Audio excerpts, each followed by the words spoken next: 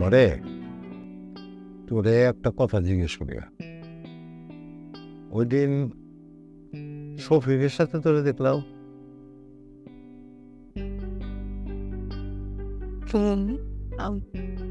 বাবা ওপে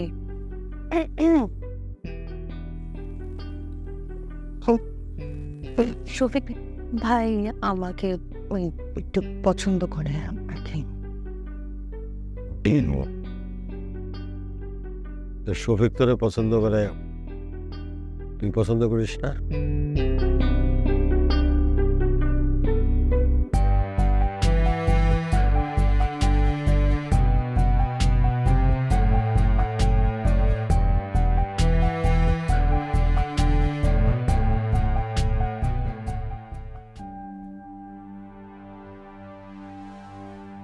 মানে শফিক হলো অবস্থাপন্ন, ক্ষমতাবান মানুষ, তারা কি আমাদের সাথে সম্বন্ধ করবে?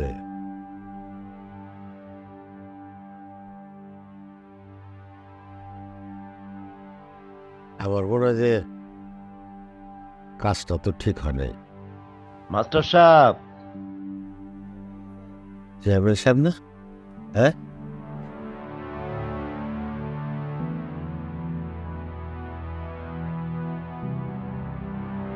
বিকাশে কম খরচে ক্যাশ আউটের লিমিট বেড়ে 50,000, প্রিয় এজেন্টও 2টা। মাস্টার সাহেব, আসসালামু আলাইকুম। ওয়ালাইকুম আসসালাম। আরে চেয়ারম্যান সাহেব, আসেন আসেন আসেন আসেন আসেন আসেন। আপনি তো আর যাইবেন না, আমি চলে আসলাম। বসেন বসেন বসেন। ইয়াসমিন, ইয়াসমিন, চেয়ারম্যান সাহেবের চা রাস্তা দাও।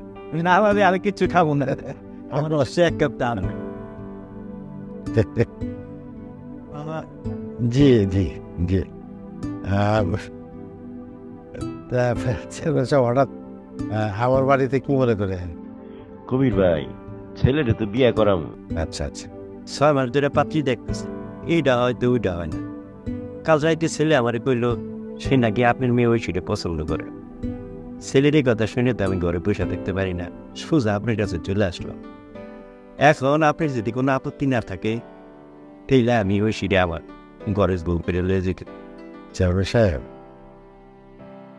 আমার মেয়ে আপনার বাড়িতে আপনার ছেলের বউ হয়ে যাবে, এটা তো আমার জন্য পরম সৌভাগ্য। আলহামদুলিল্লাহ, শুনে অনেক খুশি হইলাম। চেয়ারম্যান সাহেব, আমার একটা অনুরোধ, আমার মেয়েটা লেখাপড়ায় খুব ভালো, আমার স্বপ্ন আমি ডাক্তার বানাবো। আপনি আমার কথা দেন যে বিয়ের পরে আমার মেয়ের লেখাপড়া করাবেন। এইসব নিয়ে একদম চিন্তা করবেন না, ওই সিঁড়ে আমি আমার নিজের মেয়ের মতো করে রাখবো। বিকাশে কম খরচে ক্যাশ আউটের লিমিট বেড়ে 50,000, প্রিয় এজেন্টও 2টা। আর আপনি তো জানেন আমার ঘরে কোনো ঝামেলা নেই, আমি আর আমার মামরার ছেলেটা আরও যদি পড়তে চাই পড়বো। ও তো ভালো ছাত্রী, কত সুবিধা বঞ্চিত ছেলে মেয়েরা আমি ডাক্তার বানাইছি, ইঞ্জিনিয়ার বানাইছি।